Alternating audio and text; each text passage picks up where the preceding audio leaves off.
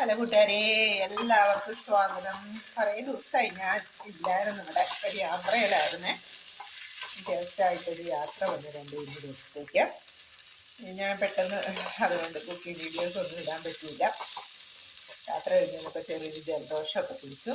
ഇനിയിപ്പം ഒരു എളുപ്പത്തിൽ തയ്യാറാക്കിയിട്ടുള്ളൊരു സവോള തോരനാണ്. സവോള തോരൻ നമ്മൾ ഉള്ളി തോരനൊക്കെ വെക്കില്ലേ, ഉള്ളി മുളകും കൂടെ പച്ചമുളകും കൂടെ, അതുപോലെ തന്നെ ഉള്ളിക്ക് പകരമായിട്ട് നമ്മൾ 2 സവോള എടുക്കുക. സവോള അരിഞ്ഞു, അതോടൊപ്പം തന്നെ എരിവിൻ്റെ ആവശ്യത്തിന് പച്ചമുളക് അതിനെ ഇച്ചിരി വലിപ്പത്തിൽ അങ്ങ് കീറി ഇടുക ചെയ്തേ. അപ്പോൾ കടുക് താളിച്ച് നമ്മൾ അരിഞ്ഞ് വെച്ചിട്ടുള്ള സവോളയും ഉള്ളി എണ്ണയിലേക്ക് ഇട്ട് കൊടുത്തു. ആവശ്യത്തിന് ഉപ്പൊഴിച്ചു.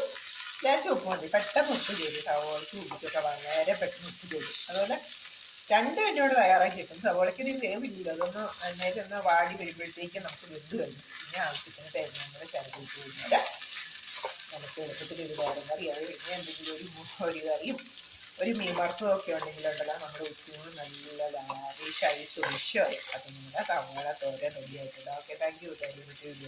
അടുത്ത ദിവസം കാണാം. Thank you. ഒരു യാത്ര ആയതുകൊണ്ടാണ് നമ്മൾ കാണാതെ ഇരുന്നത്. Thank you daddy. എല്ലാവർക്കും നമസ്കാരം.